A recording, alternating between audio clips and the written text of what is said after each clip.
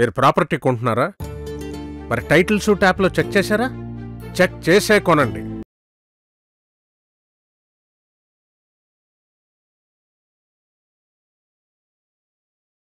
Hi hello నమస్తే welcome to RTV health. అసలు euro gynaecology అంటే ఏంటి?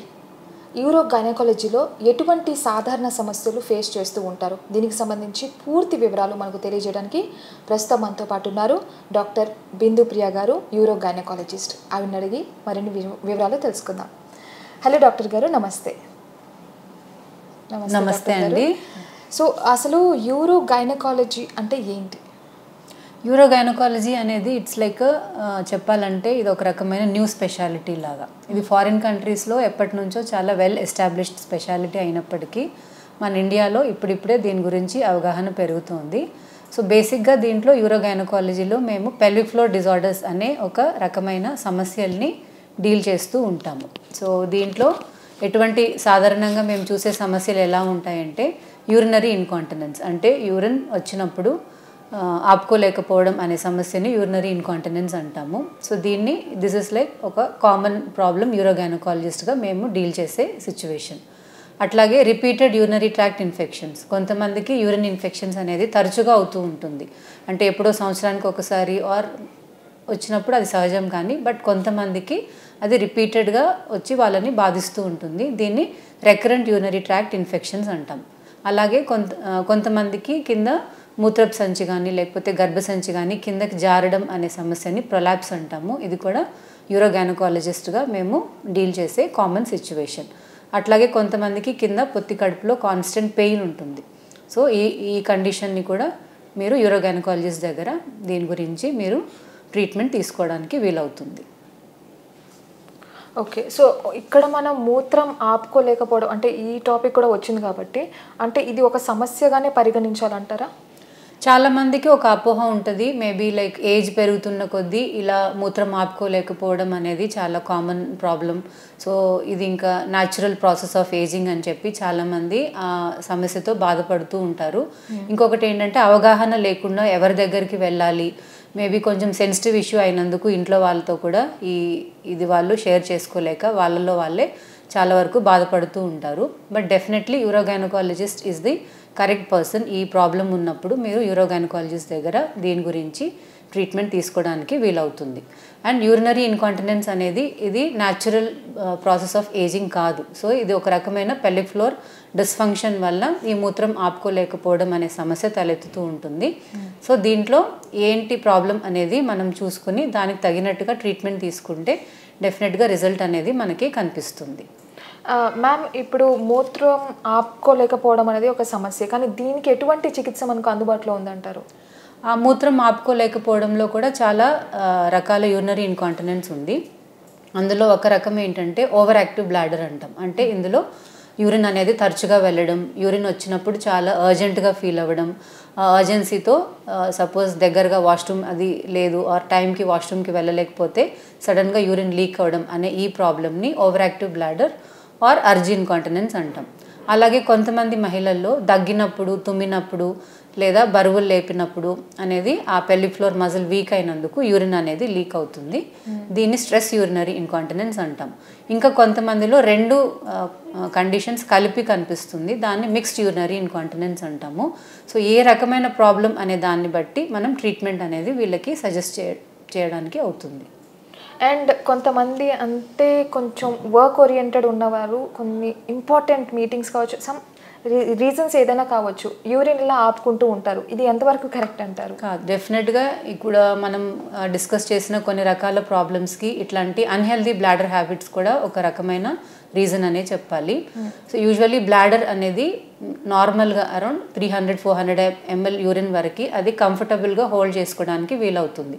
బట్ ఇన్ కేస్ అది చాలా అంత ఫిల్ అయిపోయిన తర్వాత కూడా మనం అంటే మేబీ ఆ సిచ్యువేషన్ అనువుగా లేకునో లేకపోతే బయట వాష్రూమ్స్ యూస్ చేయడానికి భయపడి కొంతమంది ఇలాగ ఆర్ మేబీ చాలా వాటర్ ఇంటేక్ తగ్గించేసి అసలు డే టైంలో వాష్రూమ్స్కి వెళ్ళకుండా యూరిన్ అనేది పాస్ చేయకుండా చాలామంది చేస్తూ ఉంటారు.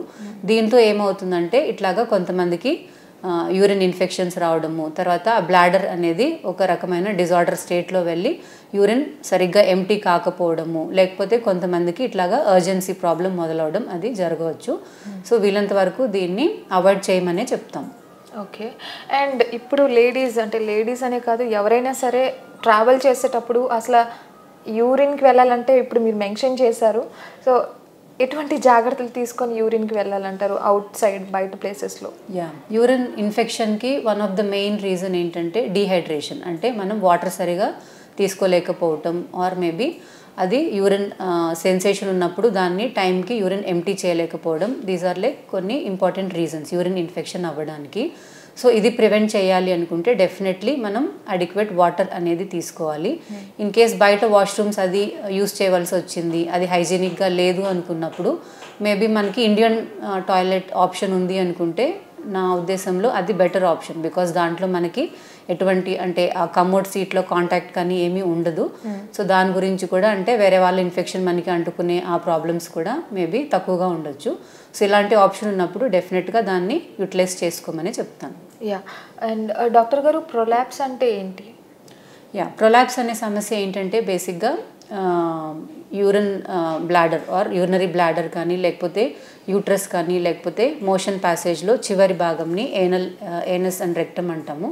సో అది ఒక్కోసారి సపోర్ట్ సిస్టమ్ వీక్ అయినందుకు కొంతమందికి బయటకి బల్జ్ అవుతూ ఉంటుంది, ప్రొట్రూజన్ అంటాం. సో దాన్నే పెల్విక్ ఆర్గన్ ప్రొలాప్స్గా మనం డిస్క్రైబ్ చేస్తాం. సో దీన్ని ఎలా మేనేజ్ చేయాలంటారు ప్రొలాప్స్? ఈ పెల్విక్ ఆర్గన్ ప్రొలాప్స్ అనేది కొంతమందికి జస్ట్ అంటే మేము అంటే వేరే రకమైన ప్రాబ్లమ్స్తో మహిళలు మా దగ్గరికి వచ్చినప్పుడు మేము ఎగ్జామిన్ చేసినప్పుడు ఒక్కోసారి అది మేము నోటీస్ చేస్తూ ఉంటాము. సో అంటే ఇది ఏసిమ్టమాటిక్, బేసిక్గా పేషెంట్కి ఏమీ సిమ్టమ్స్ ఏం లేదు. ఏసిమ్టమాటిక్ ప్రొలాప్స్ అంటే వీళ్ళకి కొన్ని చిన్న చిన్న జాగ్రత్తలు చెప్తాం. లైక్ ఒకవేళ ఓవర్ వెయిట్ ఉంటే కనుక వెయిట్ తగ్గించుకోవాలి, తర్వాత కాన్స్టిపేషన్ అది రాకుండా చూసుకోవాలి, హెవీ వెయిట్ లిఫ్టింగ్ ఇట్లాంటి యాక్టివిటీస్ అవాయిడ్ చేసుకుని పెల్విక్ ఫ్లోర్ మజిల్ ఎక్సర్సైజెస్ చేస్తే కనుక ఇది వాళ్ళకి ముందుకి ఎక్కువ ప్రాబ్లం కాకుండా ఉంటుంది. అలా కాకుండా ఇన్ కేస్ సిమ్టమాటిక్ అంటే ఇప్పుడు ఈ ప్రాబ్లంతో వాళ్ళు ఏ సమస్యలతో బాధపడుతున్నారు అనే దాన్ని బట్టి మనకి రకరకాల ట్రీట్మెంట్ ఆప్షన్స్ అందుబాటులో ఉన్నాయి. ఓకే. అండ్ డాక్టర్ గారు, మూత్రం ద్వారా అంటువ్యాధులు వస్తాయంటారా? అండ్ వస్తే సపోజ్ దానికి ఎటువంటి చికిత్స మనకు అందుబాటులో ఉంది? Urinary infection. యూరిన్ ఇన్ఫెక్షన్ అనేది మనకి లేడీస్లో కామన్గా చూసే ఒక కండిషన్ అనమాట. సో యూరిన్ ఇన్ఫెక్షన్లో లేడీస్లో ఎందుకు కామన్ అంటే కనుక ఒకటి మనకి యూరిన్ ప్యాసేజ్ ఇంకా మోషన్ ప్యాసేజ్ అనేది మన అనటామికల్ స్ట్రక్చర్ని బట్టి చాలా దగ్గరగా ఉంటాయి. సో యూజువల్లీ యూరిన్ ఇన్ఫెక్షన్కి సంబంధించిన బ్యాక్టీరియా వచ్చి మన గట్ అంటే మన మోషన్ ప్యాసేజ్ నుంచే అది అక్కడ నుంచే అది పైకి మైగ్రేట్ అయ్యి యూరిన్ సిస్టంలో వచ్చి మనకి యూరిన్ ఇన్ఫెక్షన్ కింద అది కనబడుతూ ఉంటుంది. సో లేడీస్లో ఈ రీజన్ కొరకు యూరిన్ ఇన్ఫెక్షన్ అనేది చాలా కామన్గా చూస్తూ ఉంటాము. ఇంకొకటి ఏంటంటే సెక్షువల్లీ యాక్టివ్ విమెన్ అంటే once women is married and sexual activity తర్వాత కూడా ఆ వెజనాలో జరిగే డిస్టర్బెన్స్ మూలాన ఈ యూరిన్ ఇన్ఫెక్షన్స్ అనేది కామన్గా మనకు కనపడుతూ ఉంటుంది. సో దీనికి ఎటువంటి చికిత్స అందుబాటులో ఉందంటారు? యూరిన్ ఇన్ఫెక్షన్ బేసిక్లీ అది ఇన్ఫెక్షన్ కాబట్టి అది ఏ రకమైన బ్యాక్టీరియాతో మనకు ఆ ఇన్ఫెక్షన్ అయింది అనేది మనం కనుక్కోవడానికి కొన్ని యూరిన్ టెస్ట్ ఉంటాయి. అందులో యూరిన్ మైక్రోస్కోపీ అనే ఒక టెస్ట్, ఇంకా యూరిన్ కల్చర్ అనే దాన్ని బట్టి ఈ రిజల్ట్స్ బేస్ చేసుకుని మనం యూరిన్ ఇన్ఫెక్షన్ని ట్రీట్ చేయడానికి వీలవుతుంది. అండ్ డాక్టర్ గారు, కటి నొప్పి అండ్ మూత్రాశయం నొప్పి ఈ రెండు ఒకటేనా? అసలు డిఫరెన్స్ చెప్తారా? యాక్చువల్లీ పెల్విక్ పెయిన్ అంటే ఇట్స్ లైక్ ఎన్ అంబ్రెల్లా. దాంట్లో చాలా రకాల ఆర్గన్స్కి సంబంధించిన పెయిన్ అన్నీ కలిపి మనం పెల్విక్ పెయిన్ అంటాము. అందులో స్పెసిఫిక్గా బ్లాడర్ నుంచి ఆ పెయిన్ కనుక మొదలైతే కనుక దాన్ని బ్లాడర్ పెయిన్ సిండ్రోమ్ అంటాం. బేసిక్గా ఈ బ్లాడర్ పెయిన్ సిండ్రోమ్లో ఏమవుతుందంటే యూరిన్ బ్లాడర్లో ఆ ఇన్సైడ్ లైనింగ్ అనేది కొంచెం సెన్సిటివ్గా అయిపోయి లోపల యూరిన్ ఫిల్ అవుతున్నప్పుడు కూడా పేషెంట్కి ఒక రకమైన పెయిన్ అండ్ ఇబ్బంది మొదలవుతూ ఉంటుంది. సో దీన్ని బ్లాడర్ పెయిన్ సిండ్రోమ్గా మనం డిస్క్రైబ్ చేస్తాము.